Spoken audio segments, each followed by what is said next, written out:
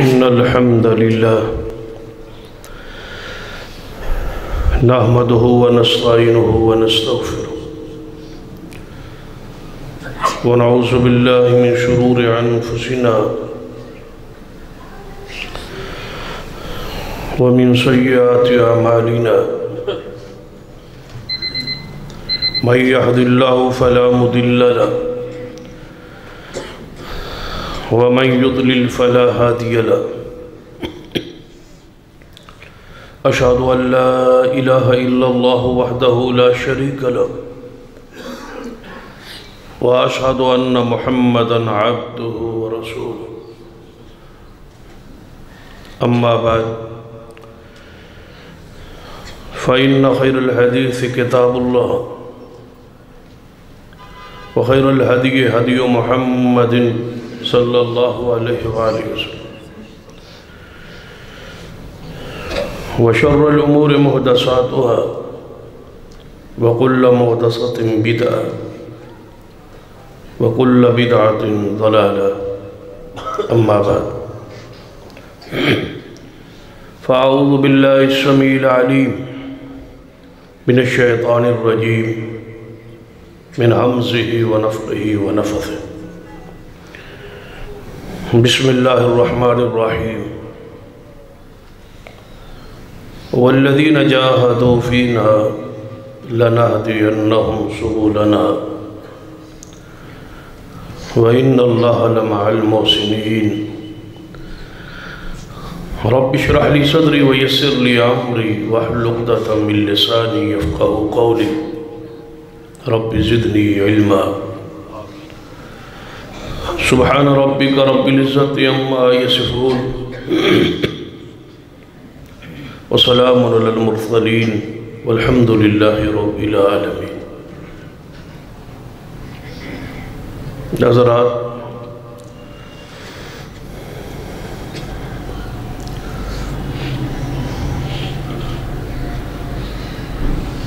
لوگوں کی کثرت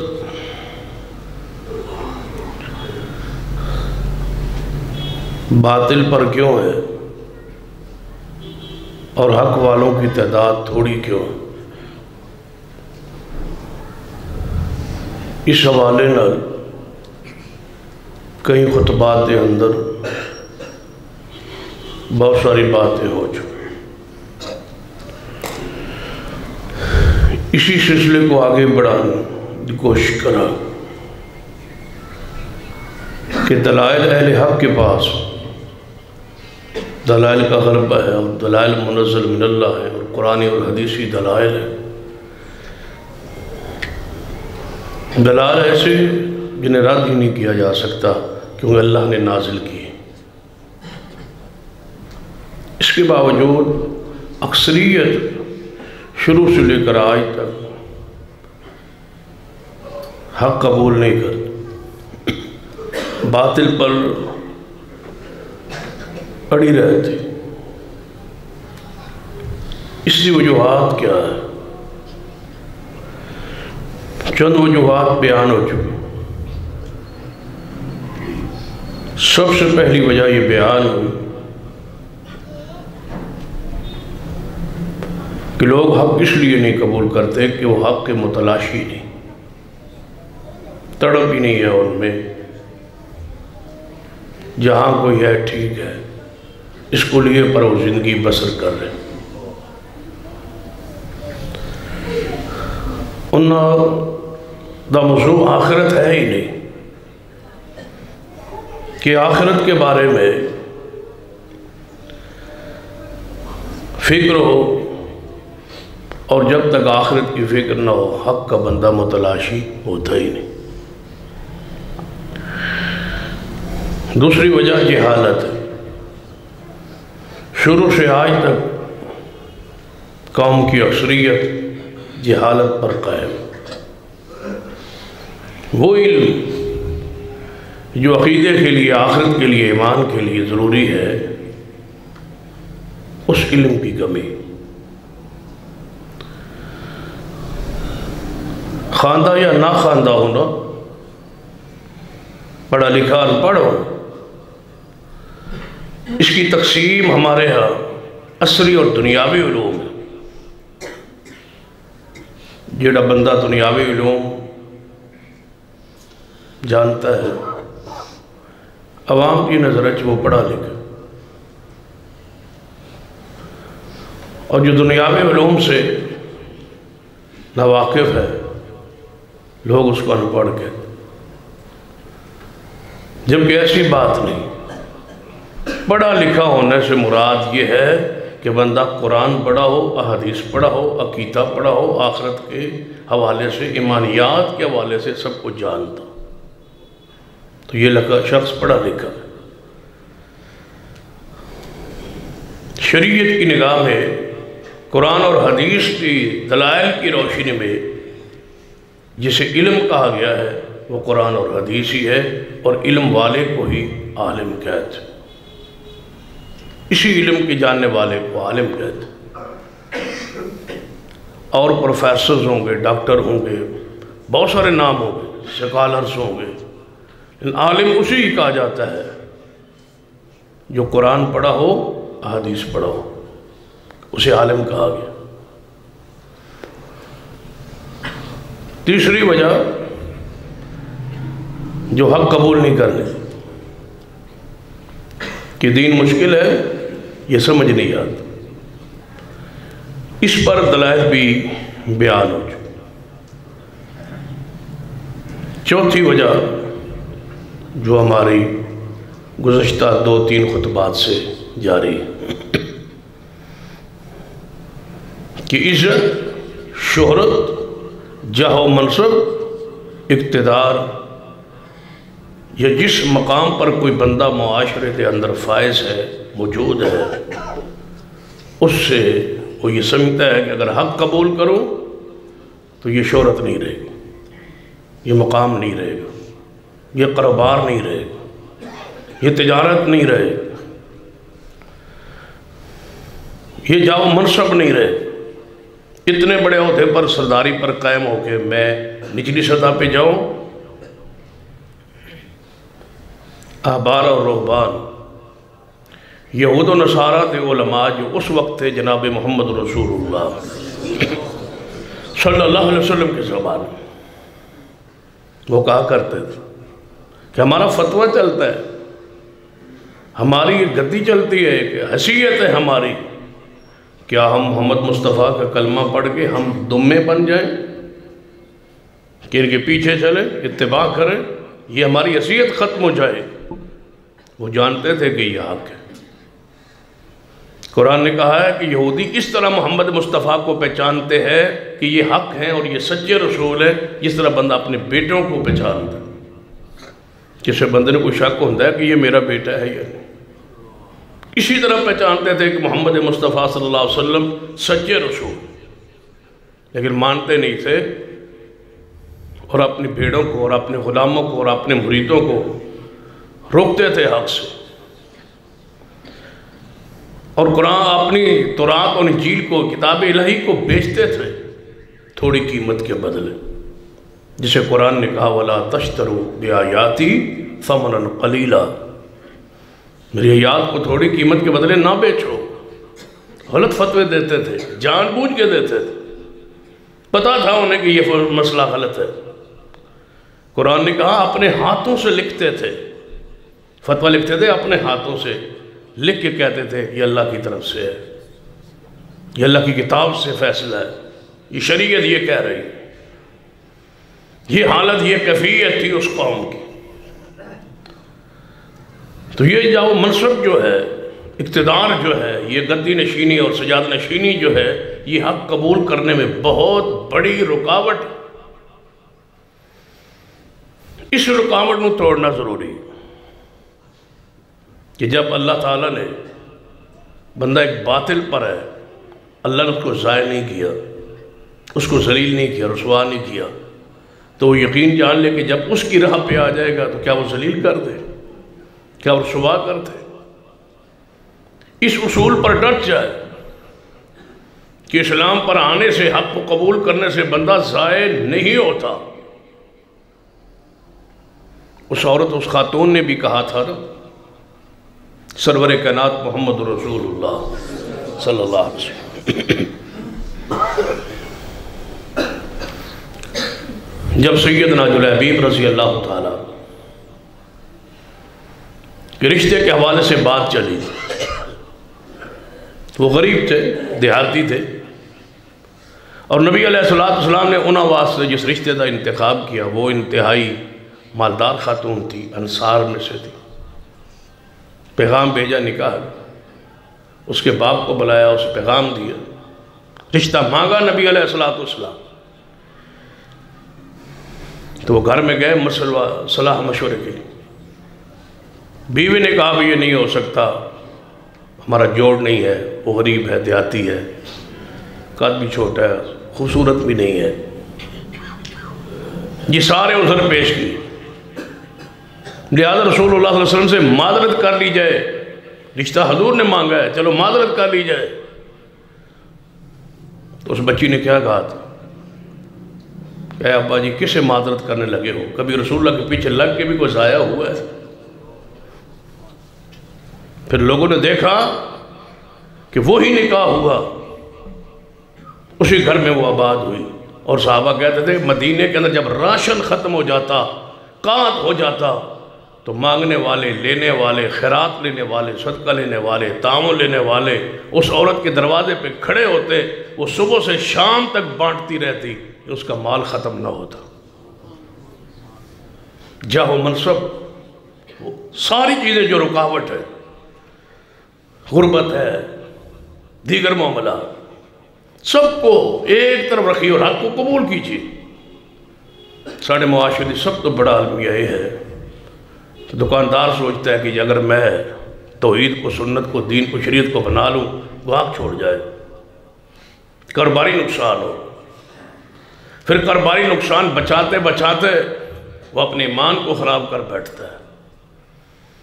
قرآن پڑھی یا حدیث پڑھی؟ یہ لوگوں کا خوف، یہ مال کے ضائع ہونے کا خوف، اس کو اپنے دل و دماغ سے نکالیے، یہ رکاوٹ نہ ہو۔ پڑھ لیجئے، یہ بہت بڑی رکاوٹ تھی۔ قرآن پاک نے فرمایا کہ موسیٰ علیہ السلام جب بحیثیت رسول نبی آئے تو بنی اسرائیل کو چھوڑ کے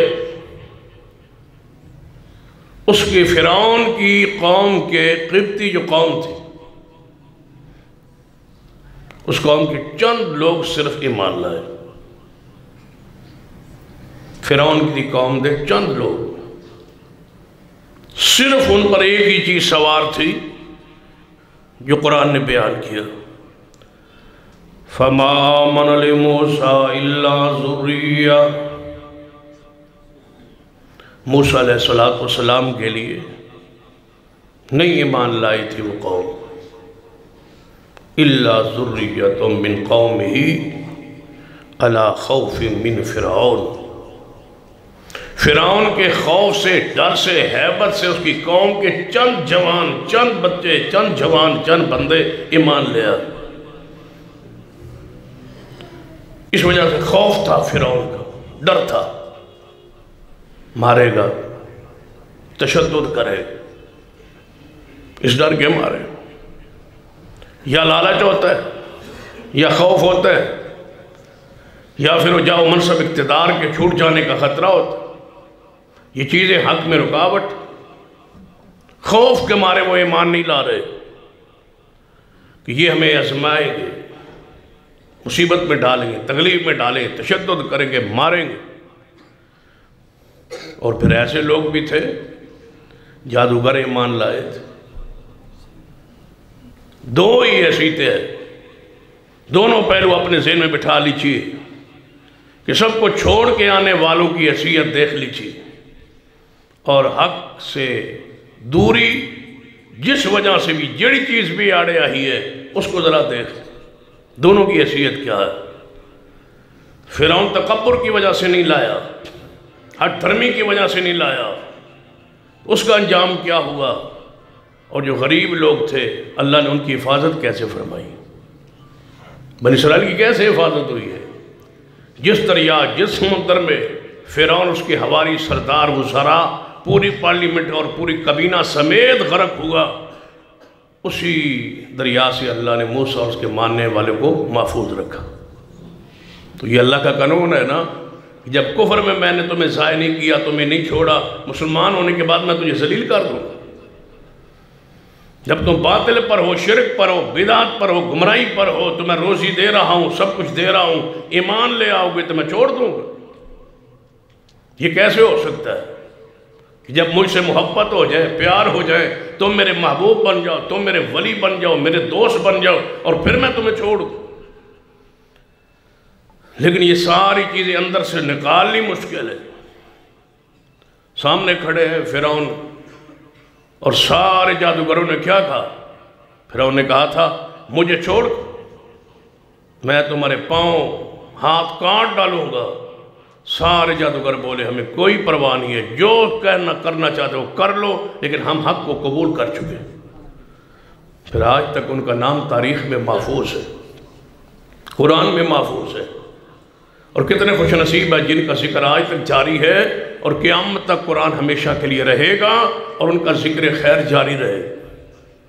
جنت میں بھی یہی قرآن کی تلاوت ہوگی، جنت کا میں اندر بھی ان کا ذکر جاری رہے گا، جنہوں نے راہ حق کے اندر آنے والی ہر رکاوٹ کو، ہر خوف کو، ہر لالچ کو دور کیا، ختم کیا۔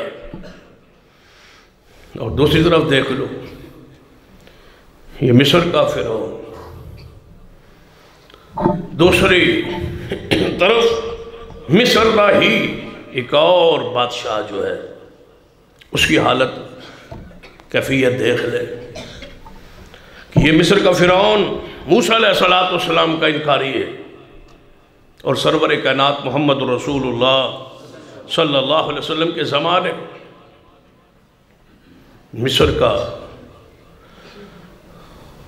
بادشاہ جو ہے، جس کا نام بعض مورخین نے بنیامین کہا ہے، بعض نے اس کا نام جریج لکھا ہے، اور جس کی لقب مقوقس لقب کے نام سے معروف تھا، اور فرعون کی قوم میں سے ہی تھا، اسی کی نسل، اسی کی قوم، قبیلہ قبطی جو تھا اسی میں سے تھا۔ اور سرور کائنات محمد رسول اللہ صلی اللہ علیہ وسلم نے خط دیا، خط بھیجا، دعوت اسلام دی، اور یہ بات آپ بھی ذہن میں بٹھا لیں کہ یہ چپ چپاتے خاموش لوگ جو آپ کے محلے اور بستی اور ملنے جلنے والے ہیں، اگر ان تک آپ کی دعوت نہیں پہنچے گی تو قیامت والے دن یہ لوگ آپ کے گربان پکڑیں گے۔ اللہ نے آپ کو حق بخشا ہے، حق دیے، تو دوسرے لوگوں کو جو کمی کوتاہی، نقص، شرک دیکھتے ہو، بدعت دیکھتے ہو، بے نماز ہے اس کو دیکھتے ہو، تو اس کو نصیحت کیجیے، اس کو پوری اپنی قوت صرف کر دیجیے۔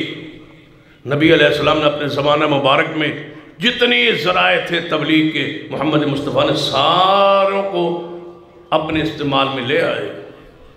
خط ایک بہترین ذریعہ ہے دوسروں کو نصیحت۔ نبی علیہ السلام نے خط لکھا شاہ مصر کے نام، یہ رواج ختم ہو چکا ہے۔ پوری دنیا میں کوئی ایک عالم ایسا نہیں ہے جو دنیا کے سارے بادشاہوں کو خط لکھے اسلام کی دعوت کی۔ ہم نے یہ سمجھا ہے کہ ہم مدارس اور مساجد اور اپنے حلقہ باب تک ہمارے باز پرس ہوگی، اس سے آگے پوچھا نہیں جائے۔ کیا مسلمانوں پر واجب نہیں ہے؟ مسلمان حکمرانوں پر واجب ہے، مسلمان مفتیان پر واجب ہے کہ پوری دنیا کے حکمرانوں کو نصیحت کی جائے اور دعوت اسلام پیش کی جائے۔ سنت ہے نبی علیہ السلام۔ جس طرح ہم رفع الیدین دیگر سنت کا اکرام کرتے ہیں، یہ بھی سنت ہے کہ بادشاہوں کو نصیحت کرے، بادشاہوں کو خط لکھے، سرداروں کو خط لکھے، ان کو سمجھائیں دین، اسلام، شریعت، اس کے اوصاف سمجھائیں، اس کی خوبیاں بیان کریں۔ نبی علیہ السلام نے خط لکھا شاہ مصر کو۔ یہ چھوٹی سی ریاست ہے مدینہ طیبہ، ظاہری طور پر اسباب نہیں ہیں، ذرائع نہیں ہیں، لیکن بہت بڑی جرت ہے کہ سفیر بھیج کے اسلام کی دعوت ہے۔ سفارت اس لیے نہیں کہ دو ملکوں کے آپس میں رابطہ قائم ہو جائے، دو ملکوں کے اندر آپس میں ویزے کے تعلقات قائم ہو جائے، معاشی تجارتی جناب مفاد کے ذریعے ان سے تعلق قائم ہو جائے۔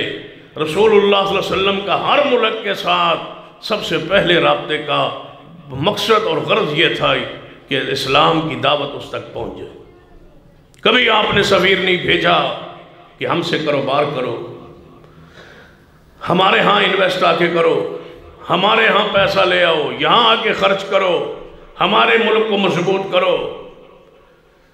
نبی علیہ السلام نے جس کو بھی خط لکھا ہے انتہائی جرت اور ہمت کے ساتھ اور اسلام کی دعوت کی غرض سے کہ جہنم کی آگ سے بچو۔ آج اس فکر کی قیادت کی ضرورت ہے، اس سوچ کے حامل سیادت کی ضرورت ہے اس قوم کو۔ یہ عالمی ہے کہ پوری دنیا میں مسلمانوں کے پاس عالمی قائد ہی موجود نہیں جو اسلام کا سوچے، دین کا سوچے، عالمگیر سوچ کا حامل ہو۔ سنیے سرور کائنات محمد رسول اللہ صلی اللہ علیہ وسلم اسلام کی دعوت کے لیے شاہ مصر کو جو فرعون کی سیٹ پر بیٹھا ہے اس کو خط لکھا، اور سیدنا حاتب رضی اللہ بدری صحابی ہے، ان کی بڑی ایک تاریخ ہے، لیکن یہ آج قاصد اور سفیر بن کے مصر کی طرف جا رہے۔ مصر میں پہنچے، شاہ مصر کی جریج کی ایوان میں جرت کیسی ہے، ہمت کیسی ہے، اسلام کا ذوق کیسا ہے۔ شاہ مصر کے پاس پہنچ گئے،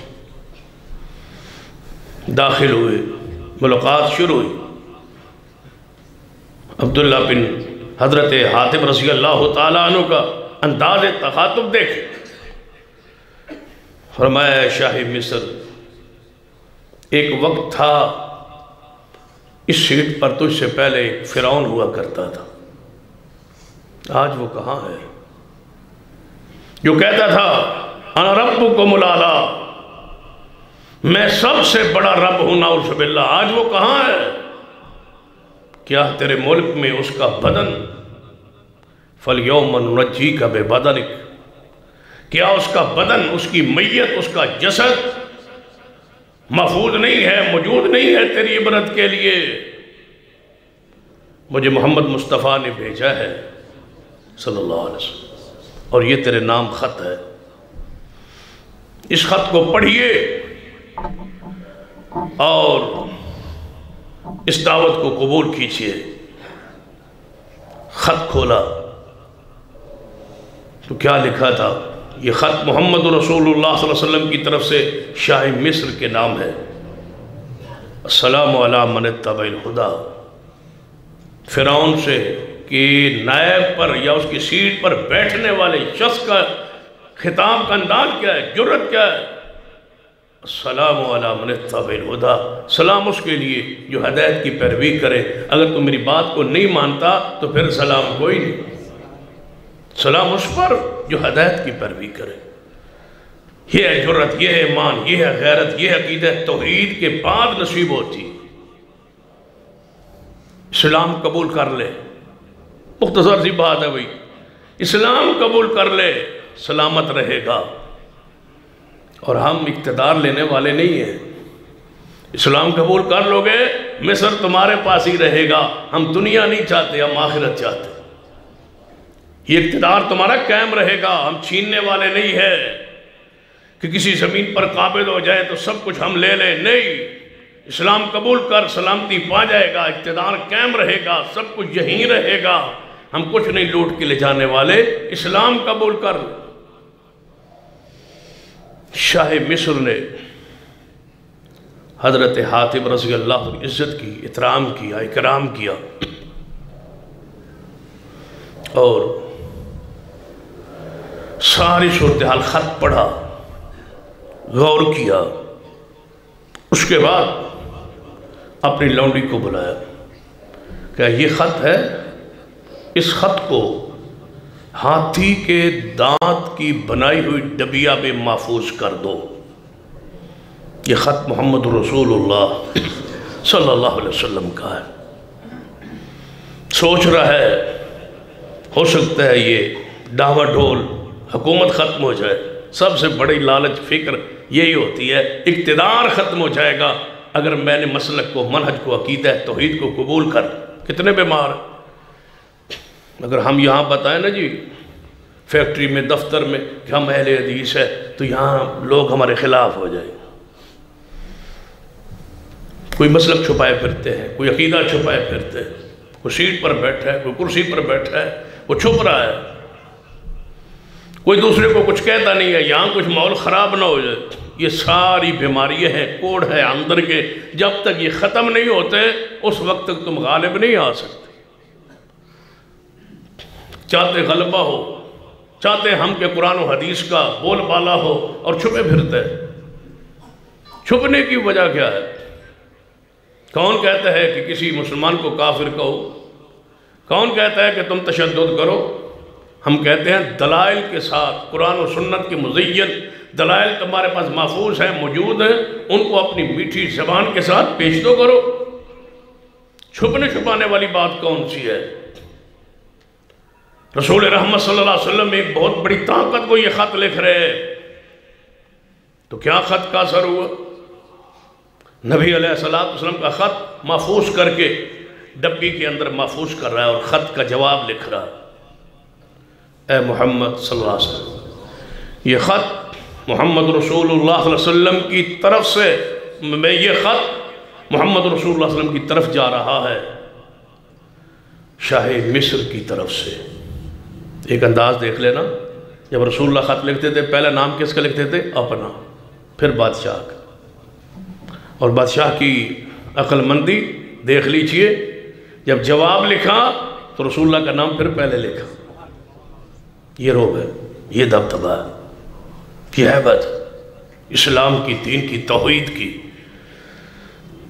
نبی علیہ السلام کو خط لکھا، کہنے لگا ہے محمد صلی اللہ علیہ وسلم، مجھے یقین تھا کہ ایک رسول آئے گا، لیکن میں یہ سمجھتا تھا کہ شام کی طرف سے آئے گا، مجھے نہیں پتا آپ کی سفیر کی ہم نے عزت کی ہے، احترام کیا ہے، لیکن اسلام کے بارے میں ہم جو ہے وہ غور کریں، اسلام قبول نہیں کر سکتے۔ اقتدار پچھلے جمعے بیان ہوا تھا نجاشی کا، کہ ممبر سے، تخت سے نیچے اتر کے، بادشاہ ہونے کے باوجود نیچے اتر کے جعفر طیار کے ہاتھ پہ بیعت کر کے رسول اللہ کا غلام ہو گیا تھا۔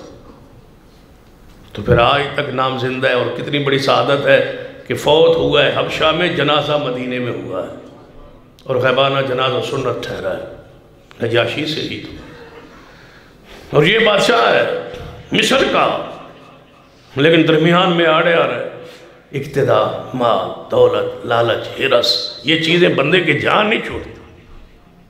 بہت سارے لوگ ایسے ہیں جو حق کو سمجھتے ہیں، دین کو سمجھتے ہیں، اور کہتے ہیں کہ تسی گل تے تھوڑی ٹھیک ہوندی، دلائل تو تمہارے ٹھیک ہوتے ہیں، بات تو اہل حدیث کی پکی ہوتی ہے، لیکن پھر حالات کے ساتھ بھی تو چلنا ہے۔ یہ حالات نے تباہ کیا ہے اس قوم، وگرنہ بہت سارے ایسے لوگ ہیں جو جان چکے ہیں کہ یہ حق ہے۔ میڈیا کا دور ہے، سب کے سامنے وہ دلائل آ رہے ہیں۔ شاہ مصر نے خط لکھا اور فرمایا محمد صلی اللہ علیہ وسلم اسلام تو قبول نہیں کرتے، اس لیے کہ یہ سارا کچھ میرے سامنے ہے، لیکن آسمان پر فیصلہ ہوتا ہے نا ہدایت کا۔ اِنَّكَ لَا تَهْدِي مَنْ أَحْبَبْتَ وَلَكِنَّ اللَّهَ يَهْدِي مَنْ يَشَاءُ، جس کو چاہے اللہ ہدایت عطا فرمائے، رہنمائی ہدایت کی، یہ ہماری ذمہ داری ہے۔ رسول اللہ صلی اللہ علیہ وسلم سے لے کر آج تک ہماری ذمہ داری ہے کہ ہدایت کی دعوت، رہنمائی، یہ ہدایت ہے، یہ شرک ہے، یہ توحید ہے، یہ بدعت ہے، یہ سنت ہے، یہ بیان کرنا ہماری ذمہ داری ہے، اور حق کے لیے دل کو کھولنا یہ اللہ کے اختیار میں۔ اپنی ذمہ داری پوری کیجیے۔ کہنے لگا ہے محمد صلی اللہ علیہ وسلم تمہارا سلام پہنچا، تمہاری دعوت پہنچ گئی، لیکن اس پہ غور ہوگا، فی الحال میں اس کو قبول نہیں کر سکتا، میں آپ کے سفیر کا احترام اکرام کر کے 2 لونڈیاں آپ کو ہدیہ کر رہا ہوں۔ اور یہ 2 لونڈیاں قبطی قوم میں ایک خاص مقام رکھتی ہے۔ اللہ کی تقسیم دیکھو، فرعون کی قوم میں سے 2 لونڈیاں مدینے جا رہی ہیں۔ یہ ہے اسلام کا وقار۔ آج ہماری بہن بیٹیاں جو ہے وہ کافروں کے ساتھ تعلقات پر فخر کرتی کہ ہمیں ایسے عیاش لوگ چاہیے، ایسے بدماش اور بے دین چاہیے، کھلا ماحول چاہیے۔ تمہاری تاریخ کیا ہے کہ فرعون کی قوم کی 2 لوٹیاں مصر سے چلی اور محمد رسول اللہ کے پاس پہنچائی۔ یہ حاتب سفیر تھا، قاصد تھا، لیکن امانت دار کس قدر، پاکیزہ کس قدر کہ یہ 2 لونڈیاں لے کے اور ایک خچر اور کچھ اور تحائف کپڑے وغیرہ، اس خچر کو دلدل کہا جاتا تھا۔ یہاں سے یہ دلدل پاکستان پہنچی ہے۔ اصل میں وہ دلدل تھی، وہ خچر تھا جو یہ شاہ مصر نے محمد رسول اللہ صلی اللہ علیہ وسلم کو تحفتاً بھیجا تھا، جو رسول اللہ کے بعد بھی صدیق کے پاس رہا، پھر سیدنا عمر کے پاس رہا، پھر سیدنا عثمان کے پاس رہا، پھر سیدنا علی کے پاس رہا، اور وقت آیا کہ یہی دلدل سیدنا امیر معاویہ کے پاس بھی رہا۔ اس وقت یہ مرا، سیدنا امیر معاویہ تک یہ دلدل، یہ خچر جو ہدیہ آیا تھا، گفٹ آیا تھا، اور 2 لونڈیاں آئی تھی۔ یہ بھی اسلام کا روب ہے کہ 2 لونڈیاں مدینہ پاک میں آئی، جو فرعون کی قوم میں سے تھی، قبطی قوم میں سے تھی۔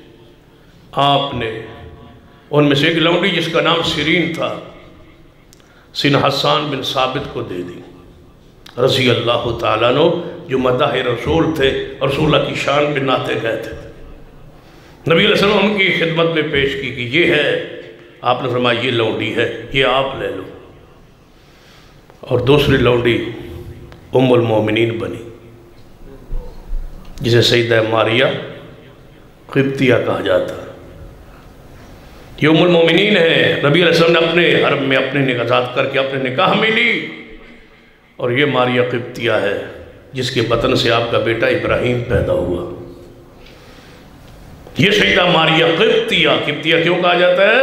مصر کی ہے، فرعون کی قوم میں سے ہے، رسول اللہ صلی اللہ علیہ وسلم کے حرم میں ہے، آپ کے نکاح میں ہے۔ اسلام کی دعوت شاہ مصر کے سامنے پیش کی گئی، رکاوٹ کیا ہے؟ اقتدار، مال، دولت۔ ذرا دوسرا واقعہ پڑھی روم کے بادشاہ کا، صحیح بخاری کا آغاز تقریباً یہاں سے ہوتا ہے، حدیث ہرقل جسے کہا جاتا ہے۔ ہرقل بادشاہ ہے، کس کا؟ روم کا۔ یہ سلطنتیں ہیں، ایک ایران تھی کسرا، اور یہ کیسر تھا۔ ہرقل کو کیسر کہا جاتا ہے، جس طرح ہمارے ہاں ایک نام ہوتا ہے کہ ہم بادشاہ کو صدر کہتے ہیں یا وزیر اعظم کہتے ہیں۔ اس دور میں روم کے بادشاہ کو جو بھی ہوتا اس کو کیسر کہا جاتا ہے۔ فارس کا، ایران کا جو بادشاہ ہوتا اسے کسرا کہا جاتا، نام اس کا ہرقل تھا۔ ہرقل کے پاس نبی رحمت صلی اللہ علیہ وسلم کا ایک عظیم صحابی دہیہ قلبی رضی اللہ تعالیٰ، یہ صحابی رسول ہے، اور یہ صحابی ایسا ہے کہ نبی علیہ السلام کے پاس جب بھی آسمان سے جبریل علیہ السلام انسانی صورت میں آئے تو سیدنا دہیہ کی شکل میں آئے۔ یہ وہ عظیم صحابی، جبریل آتے تھے ان کی صورت، رضی اللہ تعالیٰ عنہ۔ نبی علیہ السلام نے انہیں بھیجا کہ جاؤ میرا خط لے کے جاؤ، میرا پیغام لے کے جاؤ۔ ہرقل کے پاس رسول اللہ صلی اللہ علیہ وسلم کا پیغام پہنچا، خط پڑھا، خط کی وہی تحریر ہے، السلام علی من اتبع الہدی،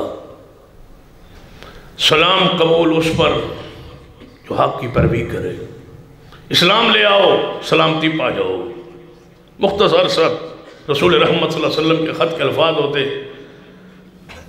سلامتی پانا چاہتے ہو اسلام قبول کر لو۔ ہرقل نے خط پڑھا ہے۔ دوستو یہ بہت بڑی بیماری ہے کہ بندہ جس سیٹ پر بیٹھا ہے یہ سیٹ ختم ہو جائے، یہ شہرت ختم ہو جائے، یہ مقام ختم ہو جائے۔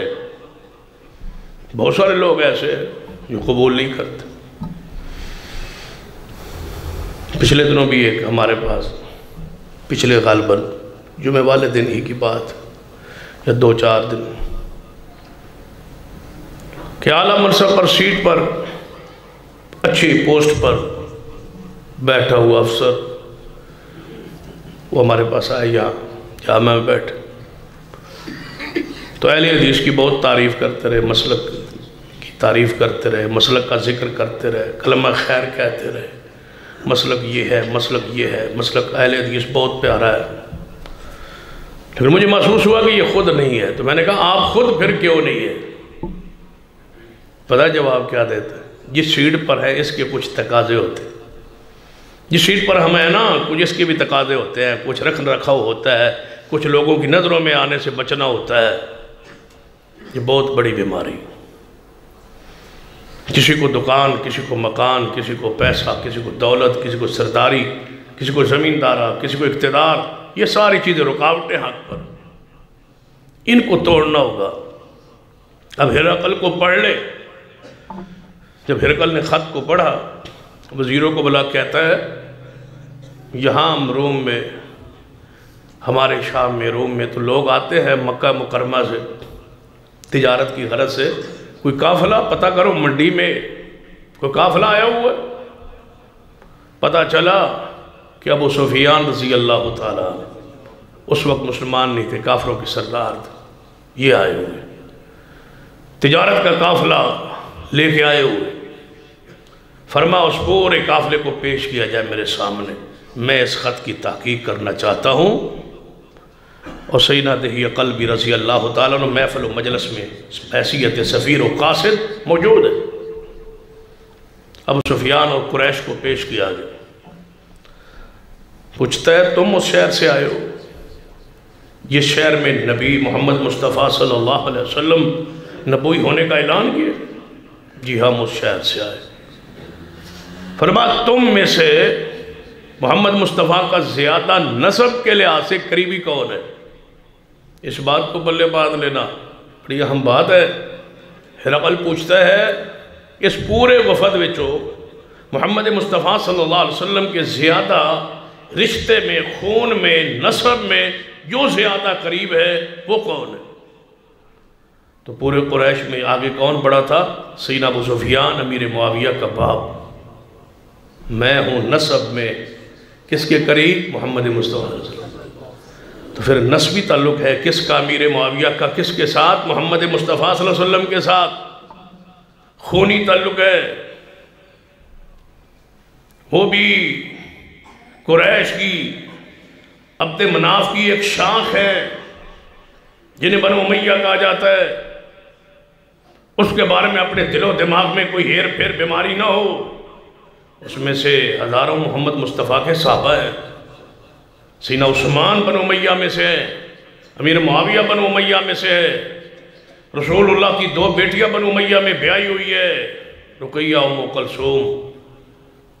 لہذا یہ رشتہ ہے، غلط لوگوں نے تقسیم کیا ہے، یہ قریش ہے اور یہ بنو امیہ ہے اور یہ رسول اللہ سے سب سے زیادہ قربت نسب کے لحاظ سے بھی سید ابو سفیان آگے ہوں، میں ہوں، اور یہ سسر بھی تھے محمد مصطفیٰ صلی اللہ علیہ وسلم۔ ان کی بیٹیوں میں حبیبہ، یہ رسول اللہ کے نکاح میں ان کا شوہر تھا، وہ ہجرت کر کے یہ جوڑا حبشہ گیا، وہاں اس کا شوہر مرتد ہو گیا اور پھر وہیں فوت ہو گیا، حبیبہ رہ گئی۔ تو رسول اللہ سے حبشی نجاشی نے خود نکاح کیا، حکمار رسول اللہ کی طرف سے عطا کیا، اور ام حبیبہ کو مدینہ بھیج دیا. یہ ام المومنین بنی تھی رضی اللہ تعالی عنہا. تو بات ہرقل تک تھی. کون ہے قریب تم میں سے محمد مصطفیٰ صلی اللہ علیہ وسلم کی؟ میں ہوں. فرمایا تم آگے آ جاؤ، سارا قافلہ جو اس کے ساتھ ہے اس کے پیچھے کھڑا ہو جائے. اگر یہ جھوٹ بولے، غلط بیانی کرے تو تم نے اس کی تردید کرنی ہے. دہیہ قلبی رضی اللہ تعالیٰ بھی کھڑے ہیں. فرمایا جہاں یہ غلطی کرے تم نے بولنا ہے. درمیان میں ایک ترجمان ہوگا، چونکہ میں عربی سے واقف نہیں، میں اس سے اپنی زبان میں پوچھوں گا اور یہ اس سے پوچھیں گے. لہٰذا سوالات ترجمان کو کھڑا کیا اور ابو سفیان سے سوال ہوئے. اے ابو سفیان، ہم تو اسے پوچھتے ہیں کہ جو اس نبی نے محمد مصطفیٰ نبیوں نے اعلان کیا ہے اس کا نسب کیسا ہے؟ فرمایا وَفِينَا ذُو نَسَبٍ.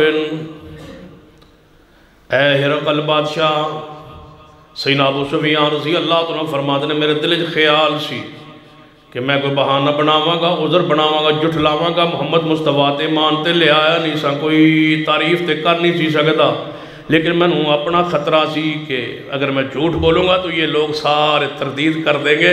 میں نے سچی سچی بات کہنے کا عزم کر لیا. یہاں محدثین نے لکھا ہے جو کفر میں سچ بولتا تھا وہ اسلام میں کتنا پکا ہوگا. رضی اللہ تعالیٰ. فرمایا محمد مصطفیٰ صلی اللہ علیہ وسلم جو تم میں نبی ہونے کا دعوے دار ہے، میرا سوال ہے اس کا نسب کیسا ہے؟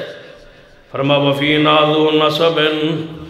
سیدنا ابو سفیان فرمانے لگے اے ہرقل بادشاہ سچی بات ہے، محمد جیسا نسب کسی کا نہیں ہے. نسب پکیزہ ہے محمد مصطفیٰ.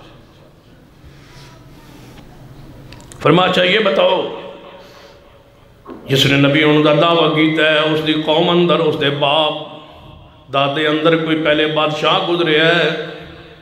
فرمایا نہیں، کوئی بادشاہ نہیں گزریا. فرمایا میرا تیسرا سوال، کمزور بندے، غریب بندے ایمان لے آ رہے ہیں اس پر یا مالدار بندے؟ فرمایا زیادہ لوگ ایمان لانے والے کمزور نے، غریب نے، مالدار بہت کم ہے. کیوں مالدار کم ہے؟ مالدار کب چھوڑتے ہیں کس کو؟ مال کو، تجارت کو. یہ خاصہ صدیق کا ہی تھا. بہت بڑے تاجر تھے اور ایمان لے آئے تھے. پتا تھا کہ جب میں محمد مصطفیٰ پر ایمان لاؤں گا، پہلے دن لے آئے تھے تجارت نہیں رہے گی، کاروبار نہیں رہے گا، معاملات نہیں رہے گے، کافر سوشل بائیکاٹ کریں گے، معاملات ختم ہو جائیں گے، منڈی میں تاجر ہوں، سب کچھ نقصان ہوگا. لیکن سب کچھ چھوڑا ہے اسلام کے لیے صدیق رضی اللہ تعالیٰ. اور آج جانتے ہو کہ سیدنا صدیق کے یوم وفات. اور آپ کے علم یہ بھی ہے کہ سیدنا صدیق کو تقریباً 2 ہفتے پہلے پھر کسی بدبخت نے کافر کہا. نعوذ. سیدنا صدیق رضی اللہ تعالیٰ عنہ نے اسلام قبول کیا ہے اس دن جس دن رسول اللہ نبی ہونے کا اعلان کیا ہے. پہلے اسلام لائے اور سب کچھ قربان کر کے آئے. راہ حق میں کوئی چیز رکاوٹ نہیں بنی. وہ ہے صدیق رضی اللہ تعالیٰ عنہ. ہرقل سوال کرتا ہے اے ابو سفیان، اس نبی محمد صلی اللہ علیہ وسلم کے ساتھی روزانہ بڑھ رہے ہیں یا گھٹ ہو رہے ہیں؟ فرمایا وہ تو بڑھ رہے. فرمایا اچھا انہوں نے مریداں جو انہوں نے صحابہ اکرام جو کوئی اسلام چھوڑ کے واپس بھی آیا ہے؟ فرمایا حجے تک تو کوئی واپس نہیں آیا. فرمایا اس محمد مصطفیٰ نے کبھی جھوٹ بھی بولے ہے؟ کہنے لگا نہیں، وہ محمد اس نے کبھی جھوٹ نہیں بولا. کبھی اس نے وعدہ توڑے ہوئے؟ فرمایا کبھی اس نے وعدہ نہیں توڑیا. فرمایا پھر وہ دی دعوت کیے، وہ آندہ کیے، کس وال بلند ہے؟ فرمایا وہ دی پہلی دعوت ہے عبد اللہ، کہ لوگوں عبادت اللہ دی کرو، ولا تشرکوا بہ شیئا، اس کے ساتھ کسی کو شریک نہ کرو. یہ ہے دعوت محمد مصطفیٰ کی. پاک دامن رہو، صاف ستھرے رہو، زنا نہ کرو، بدکاری نہ کرو، رشتہ داروں کے ساتھ حسن سلوک کرو. یہ ہے اس کی دعوت. ہرقل کہنے لگا اے قریش، اے میرے وزیروں، اے میرے مشیروں، ہن میرا ہی بات سن لو. انہاں میں پہلا سوال کیتا ہے کہ وفینا ذو نسب کہ میرے محمد مصطفیٰ دا نسب کیسا ہے، انہاں کیا وفینا ذو نسب کہ محمد مصطفیٰ دا نسب پیارا ہے۔ سن لو جڑا سچا نبی ہوندہ ہے او دی قوم اندر اس تو سب تو زیادہ پیارا نسب اسی کا ہوتا ہے، وہ خاندان کے لحاظ سے سردار ہوتا ہے، کسی اور قوم سے وہ نہیں ہوتا، وہ بڑی قوم سے ہوتا ہے۔ اس قوم میں جو اس امت میں جو سب سے شاندار نسب ہو، بڑی قوم ہو، اس میں سے نبی ہوتا ہے۔ یہ سچے نبی کا خاص ہے، سوائے مرزا قادیانی کے۔ یہ کذاب الدجال جو تھا، اس لیے تو ایک مناظرہ تھا نا شیخ الاسلام مولانا ثناء اللہ مرسری رحمۃ اللہ علیہ مرزائی سے، اور وہ قوم کا ورک تھا، جس کا مناظرہ تھا وہ ورک تھا، مربی تھا، مرزائی تھا اور قوم کا ورک تھا۔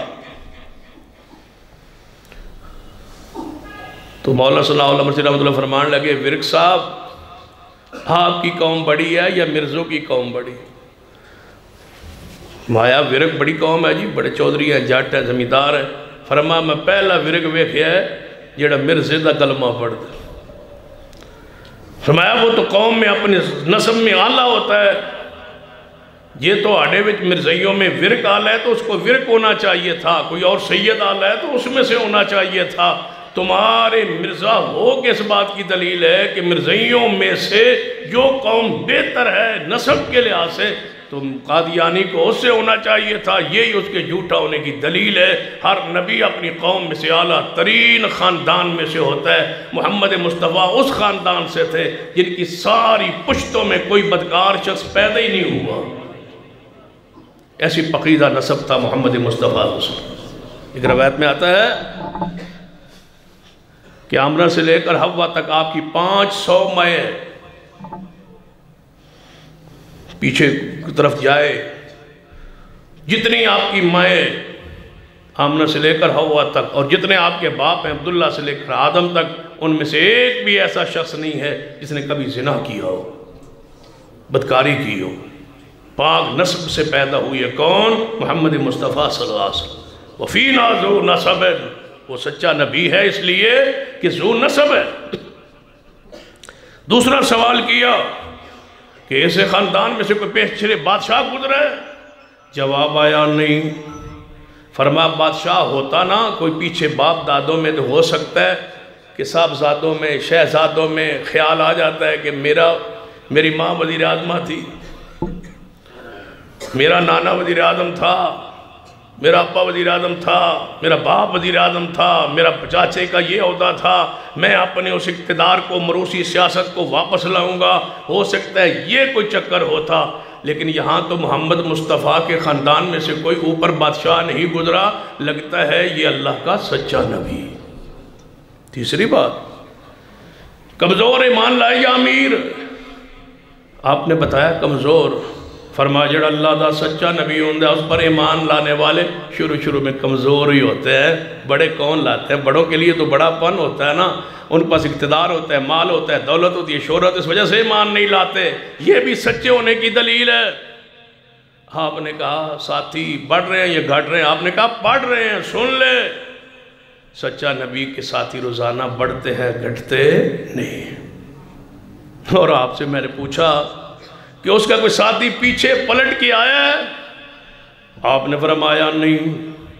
فرمایا یہی خوبی ہے اسلام کی، جڑا نبی دی اتباع کر لوے پھر واپس آنا اس کے لیے مشکل ہو جاتا ہے، مرتد نہیں ہو۔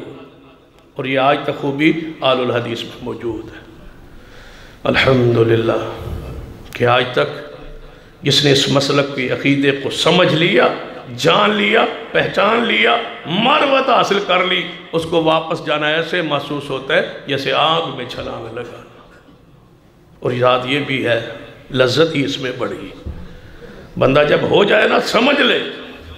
ہاں بہت سارے تو لوگ ہیں جو اس کا مذاق اڑاتے ہیں۔ جب ہو جائے نا بندہ اور سمجھ لے، پھر بندہ محسوس کرتا ہے۔ اور بہت سارے بندے ایسے میں نے دیکھے ہیں، سنے، جو کہتے ہیں جی اللہ نے ایسے لگتا ہے جی اب ہم مسلمان ہوئے، ایسے لوگ بھی ہیں۔ یہ سانو اللہ نے شرک چکاڑ لیا جی، سانو اللہ نے بدعات چکاڑ لیا جی، سانو اللہ نے گمراہی سے نکال لیا، اللہ تعالیٰ میں بچا لیا جی، اللہ کی رحمت ہے۔ اس کا مطلب ہے وہ جب سمجھتے ہیں کہ یہ دین ہے، یہ شریعت ہے، اس وقت محسوس ہوتا ہے کہ ہم گمراہی کی کس گڑھے میں گرے ہو گئے تھے جہاں سے اللہ نے ہمیں یہاں پہنچایا ہے۔ میں نے پوچھا ہے آپ سے، کبھی جھوٹ بولا ہے اس نے؟ آپ نے فرمایا نہیں۔ تو پھر میرے وزیرہ مشیرہ سنو، اے قریش سنو، پورا ہاؤس، پورا پارلیمنٹ ہاؤس، پورے ارکان کابینہ موجود ہے ہرقل کے سامنے۔ جو بندوں پر جھوٹ نہیں بولتا وہ کیسے کہے گا کہ مجھے اللہ نے نبی بنایا ہے؟ وہ رب پہ کیسا جھوٹ بولے گا؟ یہ سچا نبی لگتا ہے، کبھی بدعہدی بھی نہیں کرتا، پاک دامن رہنے کی تلقین کرتا ہے، عبادت الہی کی تلقین کرتا ہے۔ یہی نبی کی دعوت ہوتی ہے۔ اور سن لو، ایک دن آئے گا جس جگہ پر اس وقت میرے قدم ہے، محمد کی حکومت یہاں ہوگی صلی اللہ علیہ وسلم۔ کون کہہ رہا ہے؟ بادشاہ ہرقل عظیم روم، یہاں بادشاہی ہوگی محمد مصطفیٰ صلی اللہ علیہ وسلم۔ اور تم تو مخالفت کرتے ہو ابو سفیان، تم تو مخالفت کر رہے ہو، پتھر مارے ہو، برا بھلا کہہ رہے ہو نا، تم تو نے اپنی ساری داستان سنائی ہے کہ ہم اس کے مخالف ہیں، ہمارے ساتھ اس کا ایک معاہدہ ہوا اصول حدیبیہ وغیرہ کا، ان لمحات سے گزر چکے ہیں۔ لیکن اگلی بات سن لو، اگر میں ہوتا بادشاہ اور مجھے محمد مصطفیٰ سے ملاقات ہوتی، اللہ کی قسم میں محمد کے دونوں پاؤں کو دھوتا صلی اللہ علیہ وسلم۔ یہ بادشاہ ہے۔ کیا خیال ہے ارکان پارلیمنٹ کابینہ؟ تمہاری رائے کیا وزیروں مشیروں؟ آپ رائے دیں، ہمیں کیا کرنا چاہیے؟ سارے وزیر مشیر دیکھے ہرقل کی طرف، یہ تو لگتا ہے مسلمان ہو گیا ہے، اسلام کی خوبیاں بیان کر رہا ہے، محمد مصطفیٰ کے اوصاف بیان کر رہا ہے، اس کے قدم دھونے کا اعلان کر رہا ہے، یہ تو ہوا مسلمان۔ وزیر مشیر بولے، کہنے لگے ہرقل صاحب تسی یہ کیا کر رہے ہو؟ ہمارا مذہب، ہمارا دین، یہ پورا ملک پھر جائے گا، پورا ملک چھوڑ دے گا، پورا ملک جو ہے ہماری حکومت ختم ہو جائے گی، سیاست ختم ہو جائے گی، کیا کر رہے ہو؟ جب ہرقل نے سمجھا نا بھائی یہ سارے نیچے سے جا رہے ہیں، کہنے لگا میں تو ازمائش کر رہے سا، تسی کی کر دو، ایسا کر دو اسلام قبول کرنا ہے۔ مر تو پھر وہ گیا ہے نا، اسلام قبول نہیں کیا۔ درمیان میں کون سی چیز آڑے آئی؟ اقتدار، کرسی، مال، دولت، پیسہ۔ یہ نشہ اقتدار کا بندے کو بہت بڑے بڑے ظلم کرواتا ہے۔ نہیں لایا ایمان، قدم تو ہونے کا اعلان کر رہا ہے، ایمان نہیں لایا، سچا ہونے کا مان رہا ہے، ایمان نہیں لایا، کہہ رہا ہے سچا ہے۔ یہی بات ہمارے ساتھ پیش آتی ہے، تسی گل تے سچی کر دے ہو، گل تے تھوڑی ٹھیک ہونی ہے، گلاں تھوڑیاں پکیاں ہونی ہیں، لیکن کی کریے پھر معاشر ہویا، مجبوری ہویا، پیو دادا انج رہا ساڑا، پیو دادا لے کے اس قوم کو بیٹھ گیا ہے، باپ دادا نے یہ کر دیا ہے۔ آ رہا ہے اندہ خطبہ اس پر بھی، لیکن یہ بات جان لے کہ جب تک یہ ساری چیزیں بت توڑیں گے نہیں، حق قبول نہیں ہو سکتی۔ کبھی آپ نے سوچا ہے، کبھی آپ نے دیکھا ہے کہ ہم یہاں ہر بدعت کا رد کرتے ہیں، ہر بدعت کا ہم رد کرتے ہیں کہ یہ بدعت ہے، یہ بدعت ہے، یہ بدعت ہے، یہ بدعت ہے۔ دوسرے لوگ کہتے ہیں کہ نہیں یہ ثواب ہے، یہ سنت ہے، یہ ثواب ہے، یہ سنت ہے، یہ ثواب ہے، یہ سنت ہے، ثواب ہے، اجر ہے۔ ہم بدعت کہتے ہیں، وہ ثواب کہتے ہیں۔ اب آپ سوچے کہ دونوں میں تو جھوٹ کون بول رہا ہے؟ کبھی آپ سوچے، اگر اس طرح سمجھ نہیں آئی تو اس طرح سمجھ لیں۔ ہم کہتے ہیں بقول شریف جو ہے یہ بدعت ہے، 7واں بدعت ہے، 40واں بدعت ہے، قبر کا طواف جو ہے حرام ہے، سجدہ حرام ہے، چڑھاوا حرام ہے، یہ ساری چیزیں ہم کہتے ہیں۔ دوسرے گروہ کہتا ہے کہ نہیں یہ سارے کام ثواب ہے۔ کتنا بڑا فرق ہے نا، تو آپ پر لازم نہیں ہے تھوڑی سی تحقیق کر لیں، تھوڑے سے اپنے بھیجے پر زور دے دے، دماغ پہ زور دے دے کہ دونوں میں سے حق پر کون ہے، صحیح کون کہہ رہا ہے۔ دلائل کو چھوڑے ایک اور بات کہہ رہا ہو، اب آپ سوچیں کہ میں بھی ممبر پر کھڑا ہوں، دوسرا مولوی ممبر پہ کھڑا ہے، وہ کہہ رہا ہے ثواب ہے، میں کہہ رہا ہوں بدعت ہے، وضو کے ساتھ وہ بھی ہے، وضو کے ساتھ میں بھی ہوں، جمعے میں وہ بھی ہے، جمعہ میں بھی پڑھا رہا ہوں، ایک کہہ رہا ہے ثواب ہے، دوسرا کہہ رہا ہے گناہ ہے، ایک کہہ رہا ہے جائز ہے، دوسرا کہہ رہا ہے حرام ہے، ایک کہہ رہا ہے یہ جنت میں لے جائے گا، ہم کہتے ہیں یہ جہنم میں لے جائے گا عمل۔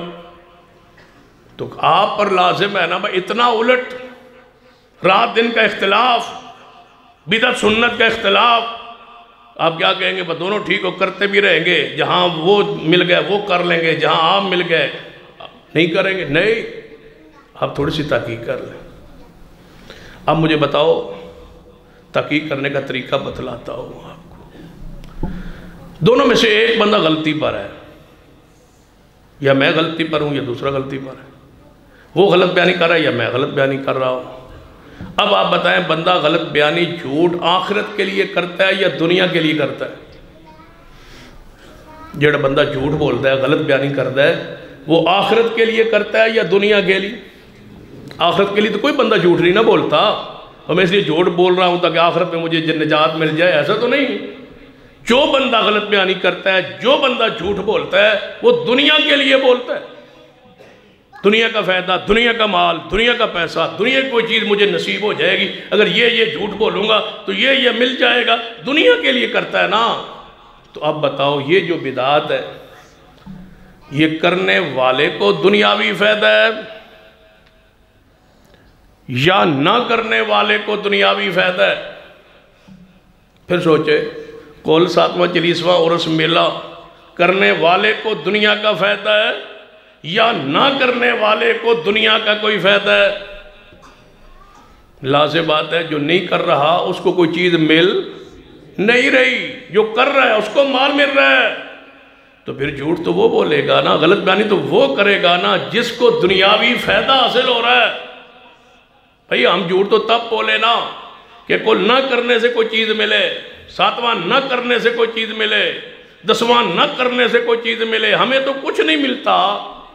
جو ان بدعات سے مال بٹورتا ہے، ہمیشہ غلط بیانی وہی کرے گا، عقل یہی کہتا ہے۔ تھوڑی سی تحقیق کر لے، تھوڑی سی توجہ کر لے کہ ایک رخ، ایک تعین میں آپ کے ذہن میں ایک راستے کا کرنا چاہوں۔ آخری بات سن، یہ بہت بڑی رکاوٹ ہے کہ ہم سوچتے ہی نہیں ہے، غور ہی نہیں کرتے۔ ہمیں کھا گیا ہے یہ مال، یہ اقتدار، یہ پیسہ، یہ چدراڑ، یہ کاروبار، یہ لوگوں کا خوف کہ ہم یہ کیسے قبول کریں۔ خسرو پرویز تھا نا، اس کا واقعہ پڑھ، یہ فارس کا بادشاہ ہے، یہ کسرا ہے۔ آج بھی لوگ نام پرویز رکھے پھرتے ہیں، بہت سارے لوگ ہیں جو اپنا نام پرویز رکھتے ہیں۔ کم از کم فارسی نام سے تو بچ جائے، یہ ایرانی نام ہے، یہ فارسی نام ہے۔ یہ وہ بدبخت ہے جن رسول اللہ کا خط پھاڑا تھا، یہ وہ گستاخ ہے، یہ کسرا ہے، خسرو پرویز ہے۔ نبی علیہ السلام نے اس کی طرف عبداللہ بن حذافہ کو خط دے کے بھیجا، اے کسرا، اسلام قبول کر لے، سلامتی پا جائے، اسلام قبول کر لے۔ خسرو پرویز نے جو خط دیکھا، کہتا ہے میرے نام سے پہلے محمد اپنا نام رکھے، عرب کا ایک غلام ہے نعوذ باللہ، بکریوں کے چروائے، میرے نام سے پہلے اپنا نام۔ بس یہ چیز بھی کئی بندوں کو کہا گئی ہے، فلاں کا نام چھوٹا ہے، فلاں کا اشتہار میں نام بڑا ہے، فلاں کا نہیں ہے، فلاں کا ہے، میں وہاں نہیں جاؤں گا، میرا نام نہیں ہے، میں یہ نہیں کروں گا، مجھے نہیں ہے، اشتہار پہ عزت احترام دیا گیا، کرام دیا گیا، میں مہمان خصوصی نہیں ہوں، فلاں ہے، میں نے نہیں جانا۔ یہ نام کی بیماری بھی خسرو پرویز کی۔ میرا نام رسول اللہ نے اپنے بعد لکھا ہے۔ کون ہوتے ہیں محمد صلی اللہ علیہ وسلم؟ خط کو پھاڑ دیا، ٹکڑے ٹکڑے کر دیا، اور یمن کا گورنر بازان تھا، اسے خط لکھا کہ اس محمد مصطفیٰ کو 2 ساتھی توانا مضبوط بھیجو اور محمد کو گرفتار کر کے میری عدالت میں پیش کرو۔ انداز دیکھو اس کافر کا، جیسے وہ حکمران وہاں گیا، کہتا ہے وہاں گئے، جاؤ تو بندے جاؤ، محمد مصطفیٰ کو گرفتار کر کے لے۔ بازان گورنر تھا، حکم آیا بادشاہ کا، اس نے 2 بندے چنگے توانا پوری پارلیمنٹ چو پورے فوجیاں جو لاب کے جنہیں مچھا بڑیاں یا انہوں نے بھیجا، داڑیاں نہیں تھی اور مچھے بڑی بڑی تھی۔ یہ داڑھی منڈوانے کا طریقہ بھی ایران سے شروع ہوا ہے، ایران اس کا بانی ہے۔ اس وقت سے لے کر محمد مصطفیٰ کے زمانے سے یہ داڑیاں نہیں رکھتے ظالم، آج یہ کیا رکھے؟ داڑیاں وہ کٹی ہوئی تھی اور فوجی تھے اور بڑی بڑی مونچھیں تھے، جا پہنچے مدینے میں۔ پیچھے طاقت تھی نا، وہ کسرا نے بھیجا ہے، ایران کے بادشاہ سپر پاور نے بھیجا ہے۔ جس طرح امریکہ کے 2 گنڈے یہاں جائے کہ وہ فلاں بندے کو لے جانا چوک کے، انہوں نے تو لے جانا، بھاوی وزیر اعظم چوک کے لے جانا، انہوں نے تو لے جانا ہے، وہ آگئے۔ آج ہماری حالت کیفیت یہی بنی ہوئی ہے، یوم کشمیر بھی ہے نا، یہی کیفیت ہے ہماری کہ ہم 1 منٹ کی خاموشی اختیار کریں گے، 1 منٹ بولنا نہیں تاکہ کشمیر آزاد ہو جائے، تحفہ تم پر پوری قوم خاموش کھڑی ہے، 1 منٹ چپ رہنا جی تاکہ اسی کچھ کہہ نہ سکی، جو تھوڑا دل کرو کیتی رکھو، تو 1 منٹ چپ رہو۔ یہ چپ سے نہیں حل ہوگا، نہ ریلیوں سے حل ہوگا، نہ آج تک ہوا ہے۔ ہماری عمر بھی 50 سال ہوگی، 40 سال سے ہم دیکھ رہے ہیں، جب سے شعور ہے ہم دیکھ رہے ہیں، ریلیاں نکل رہی ہیں، ٹائر جل رہے ہیں، چپ بھی ہو رہی ہے، زنجیر بھی بن رہی ہے، یہ 5 فروری بھی منایا جا رہا ہے، سب کچھ ہو رہا ہے۔ جو میں جناب 5 فروری نیڑے آتا ہے، ظلم اور کشمیریوں پہ بڑھ جاتا ہے۔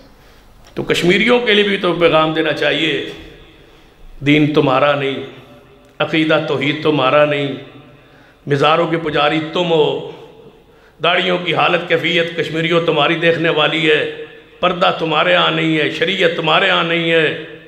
کس وجہ سے رب سے کہتے ہو کہ یا اللہ میں آزادی دے؟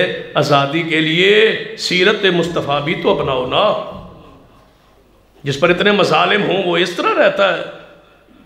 کیا فرق ہے ہماری اس معاشرے میں اور اس کشمیر کے معاشرے میں؟ کوئی فرق تو نمایاں نظر ہو؟ ہم اتنے 70 سالوں سے جناب مظلوم ہیں، ہم پہ ظلم ہو رہا ہے، ہم نے داڑیاں رکھ لی ہیں، نمازیں پڑھتے ہیں، ہم توبہ کرتے ہیں، شرک نہیں کرتے، بدعات نہیں کرتے، خرافات نہیں کرتے، گناہ نہیں کرتے، تاکہ اللہ ہمیں آزادی دے۔ جن پہ گولیاں برس رہی ہیں ان کی کیفیت یہ ہوتی ہے جو تمہاری ہے۔ پلٹیے، اہل کشمیر کے لیے یہ پیغام ہے کہ پلٹیے کتاب و سنت کی طرف اور توبہ کیجیے، اللہ تمہارے پر اس مصیبت کو ختم فرما دے۔ جذبات ہمارے بھی وہی ہے، دکھ ہمیں بھی وہی ہے، لیکن یہ خاموشی سے حل نہیں ہوگا، نہ زنجیروں سے حل ہوگا۔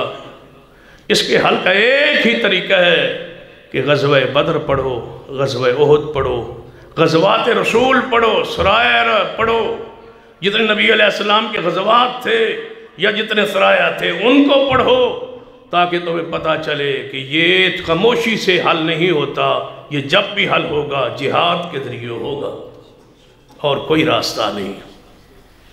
خسرو پرویز نے خط پھاڑا، 2 بندے بھیجے، جاؤ جی گرفتار کر کے لاؤ۔ رسول اللہ صلی اللہ علیہ وسلم جو ہی دیکھا نا سپر پاور آ رہے ہیں 2 فوجی، آپ نے اپنا چہرہ پھیر لیا، چہرہ دوسری طرف کر لیا، بتایا گا یا رسول اللہ ایران کے کسرا کے قاصد آئے ہیں 2 اور ہیں بھی فوجی اور بڑے تکڑے اور بڑے خطرناک کوئی عزائم ہیں، ملنا چاہتے ہیں۔ رسول اللہ نے دیکھا چہرہ پھیر لیا، وہ ادھر سے آیا، رسول اللہ ادھر چہرہ کر لیا، وہ ادھر سے آیا، رسول اللہ ادھر چہرہ کر۔ صحابہ نے کہا یا رسول اللہ سپر پاور کے بندے ہیں، ملنا تو ٹھیک چاہیے نا، تو آپ تو ایسے ایسے فرما رہے ہیں۔ فرمایا جو داڑھی مڈوائے کافر بھی ہو میں اس کو دیکھنا ہی نہیں چاہتا۔ تو ہم تو ضرور ویدے اسن پیار نہ لاؤ دیکھو سرتے انشاءاللہ، یہ حالت ہماری ہے۔ رسول اللہ فرمایا جو کافر ہو نا داڑھی مڈوائے میں محمد مصطفیٰ دیکھ ہی نہیں سکتا، میں نے نہیں دیکھنا ان کو پوچھو بھائی یہ مونچھے یہ حالت کیفیت کیوں منائی؟ بڑی بڑی لمبی لمبی مونچھیں ہوتی ہیں، کہیں دیکھ لیں جا کے اڈوں میں بسوں میں بڑی لمبی لمبی بنائی ہوتی ہیں، بعد ٹریکٹر کھینچتے ہیں مونچھوں کے ساتھ، مقابلہ ہوتا ہے مونچھوں کا۔ اس قوم کی حالت کیفیت دیکھیں، یعنی ایسی بگڑی ہوئی قوم ہے اور کہتے ہیں جی مسلمان ہیں ہم سارے مسلمان، کوئی نہ دی حالت کیفیت مسلمانوں کی حالت۔ ٹریکٹر مونچھوں سے، موٹر سائیکل مونچھوں سے کھینچ رہے ہیں، مقابلہ ہو رہا ہے مونچھوں کا۔ اس قوم کا مقابلہ ہو رہا ہے جو رسول اللہ کا نام لیتی ہے، جو کہتے ہیں جی کشمیریوں پر بڑا ظلم ہو رہا ہے، تو مونچھے رکھو یہی ظلم ہی ہونا ہے۔ رسول اللہ صلی اللہ علیہ وسلم میں نہیں دیکھنا چاہتا بھائی ان کو، ان کو کس نے کہا ہے کہ داڑھی منڈواؤ؟ پہلی باری حضور نے آئی سمجھو کہ حضور نے پہلی باری کوئی داڑھی مننا بندہ ویکھیا آئی، مرد بھی داڑھی مننا ہوتا ہے، یہ پہلی باری حضور نے ویکھیا۔ مکے کافر بھی داڑھی کو نہیں منا ہوتا۔ مردوں کا یہ زینت تھی، مرد کا یہ حسن تھا، مرد کا یہ جمال تھا، مرد کی یہ ہیبت تھی داڑھی۔ نبی علیہ السلام دسے کہ یا رسول اللہ نے کو پوچھیا انہوں نے کہا سان بادشاہ دا حکم ہے، کس طرح کیا بات داڑھی منڈوانی؟ رسول اللہ بڑے پیار میں اپنی داڑھی مبارک پہ ہاتھ رکھا، فرمایا کہ میرا بھی بادشاہ ہے جو آسمانوں پر ہے، اور اس نے مجھے داڑھی رکھنے کا حکم دیا ہے اور مجھے کاٹنے کا حکم دیا ہے، میں ایسا نہیں کرتا۔ انہوں نے کہا بس اٹھی گالتے سنو، حضور نے فرماتا سو، انہوں نے کہا سانو ایران بھیجیا سی، آئے یمن تو آسان گورنر یمن نے بھیجیا بازان نے، تھوڑی گرفتاری دے آرڈر ہے، تو آنو اسے نال لے جانا۔ ہن صحابہ دیتے حضور کو، ابھی تو انہوں لینا ہے جی۔ حضور نے فرمایا بس تسی ریسٹ کرو، تھکے ہو، بڑے دوروں چل کے آئے ہو، سویرے تہاڈا ملاقات ہوئی، صبح ملاقات ہوگی، ٹھیک ہے۔ سویرے پھر پیش ہوئے جی، رات گزر گئی جی، تیاری وغیرہ کر لی ہے، جان دی گرفتاری دینے کی تیاری ہے۔ رسول اللہ نے فرمایا رات کو جبریل آیا ہے، اسلام کا کیا روب ہے، دبدبہ ہے۔ رات کو جبریل آیا، اس نے مجھے خبر دی ہے تمہارا کسرے کو بیٹے نے قتل کر دیا ہے، جس نے محمد کے خط کو پھاڑا تھا اللہ نے اس کی بادشاہی کو پھاڑ کے رکھ دیا ہے، چاہو وہ تو خود مر گیا، قتل ہو گیا، جس نے آرڈر دی جب وہ ہی نہیں رہا تھا۔ پھر کہنے لگے یہ سچی بات کہہ رہے ہو؟ فرمایا ہاں، آسمان سے وہی آئی۔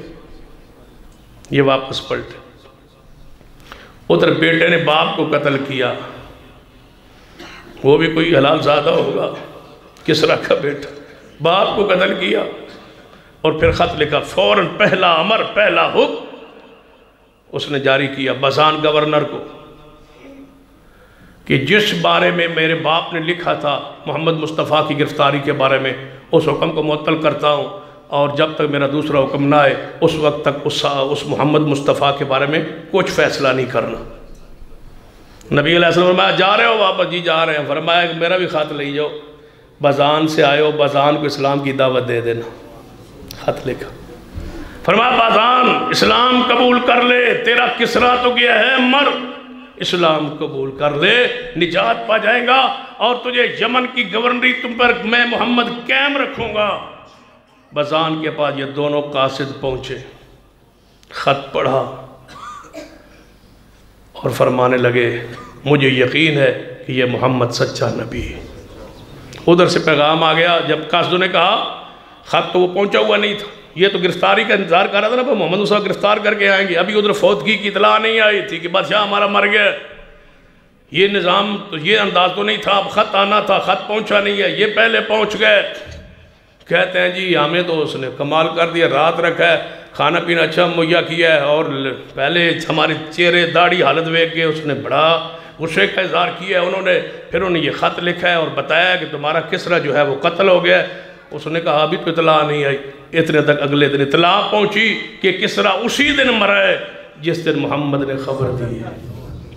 کہنے لگا پھر میں کلمہ پڑھتا ہوں۔ گورنر بازان، یمن کا گورنر، اپنی سیٹ، اپنی کرسی، اپنے اقتدار کو بالا تاغ رکھ کے محمد مصطفیٰ کا غلام بنا ہے۔ کچھ نہیں ہوا، گورنری قائم رہی، عہدہ قائم رہا، منصب قائم رہا، بھائی کچھ نہیں ہوتا۔ آپ جس منصب پر ہیں، جس سیٹ پر ہیں، جس جگہ پر ہے، اللہ اس کو مبارک کرے، لیکن تم پہ لازم ہے حق بات وہاں گئے، حق کو قبول کرے، حق کا پیغام دے، حق کی دعوت دے، تاکہ یہ دعوت پورے ملک میں، پورے علاقے میں پھیل جائے۔ اللہ مجھے اور آپ کو توفیق عطا فرمائے کہ ہم حق کے راستے میں آنے والی ساری رکاوٹیں دور کر دیں اور حق کو قبول کریں۔ اور اس سے اگلی جو رکاوٹ ہے وہ مسئلہ امامت و تقلید، یہ دو چیزیں ایسے عقیدے ہیں جس کی وجہ سے بندہ حق قبول نہیں کر سکتا۔ اس پر آئندہ جمعے تفصیلی بات ہوگی۔ اقول قولی ھذا واستغفر اللہ لی ولکم ولسائر المسلمین وآخر دعوانا الحمدللہ۔